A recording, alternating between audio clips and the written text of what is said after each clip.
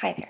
In this week's lab, I'm observing and analyzing the motion of a falling object, in my case a ping pong ball. I will be using Newton's second law, force is equal to mass times acceleration, to develop my observational and computational model. Before I start the experiment, I'm going to first delineate what my predictions are. First, I expect to see an increase in velocity as the ping pong ball falls to the ground. In other words, the ball is going to be accelerating in the negative y direction, hence the presence of a net force acting on the object. My next prediction is deciding what forces are going to be active in the system. Since gravity is pulling the ball in the negative y direction, that means a drag force, which is composed of a constant and the object's velocity, is going to exist in the opposite direction of the motion. Since the velocity is increasing as it falls, the drag force in turn will also increase as it falls, causing another change in velocity. For my video specifically, I decided to use a ping pong ball and hold my hand up above me and drop it from rest. When I dropped the ping pong ball and analyzed the video and tracker, my first prediction was reinforced. As the ball fell, I could see that there was an increase in velocity as the ball traveled in the negative y direction by the motion displayed on the graph. Here is my video and tracker with the graph moving along with me dropping the ping pong ball. As you can see, there is definitely an increase in velocity as the ball falls to the ground.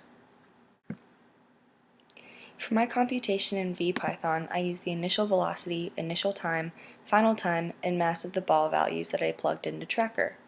As the code runs, it applies these values to Newton's second law, represented by position and velocity equations, and then iteratively updates the object's velocity and position. This top line, b is equal to 0.0004, is the main line that is coding for the drag force. If I were to plug 0 in as equal to b, then the code would run and calculate the drag force to be entirely equal to 0, thus not show it in the computational model data. The second part that is important to the code in calculating drag force is the if statement below. These lines are defining what the drag force is composed of: magnitude, unit vector, and vector if the magnitude of the ball's velocity is not 0. First I ran the code without accounting for drag force and plotted the data.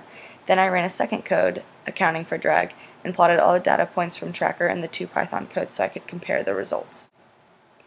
Here's the graph with all three plots on it. The blue with the dots are the observed, the dark blue is the plot with no drag, and the orange is including drag. In the graph, each data plot has visible differences from each other. The observational data is not smooth and the position components are inconsistent as the object is traveling downward. However, the drag force plot in orange and the observational data plot both end in about the same place, meaning their final xy components are almost the same, around negative 1.7. This could be so because, like the computational model, in reality gravity and drag force are acting on the falling ping pong ball. So trends in velocity between these two plots are bound to be similar. The plot that does not account for drag force does not have the similar trend of starting to plateau. Instead, it continues with the increasing velocity which is expected. So of these plots, which model best predicts terminal velocity? Which is the highest velocity an object can achieve as it falls? The computational model accounting for drag force does, because it takes into effect gravity and the drag force acting on the object. When the graph begins to straighten out, which you can see is starting to happen in the graph ever so slightly, terminal velocity has been reached, meaning the gravity force is equal to the drag force. Another question to think about is, what if the object falling wasn't simply dropped from rest? What if it started with an initial velocity? If this was the case, then the object would simply reach terminal velocity faster. I played around with my VPython code to see what it would look like, and the graphs differed based on what the initial velocity I gave them. Here's a graph of the object when it had a velocity of 15 meters per second. The graph displays the object with decreasing velocity instead of increasing velocity, but that is because the velocity is being slowed down quicker by the drag force and terminal velocity is being reached much more quickly. That's what happens if the object were to start with an initial velocity. The terminal velocity is then just reached quicker. So now, to sum up this lab, let's see how I did on my predictions. First, I said the object falls with increasing velocity, showing acceleration in the negative y direction. That turned out to be true. Second, I said that due to drag force opposing the motion of the object, there would be a change in velocity. I was correct, but I wasn't exactly sure as to how the velocity would change. The experiment showed me the full result.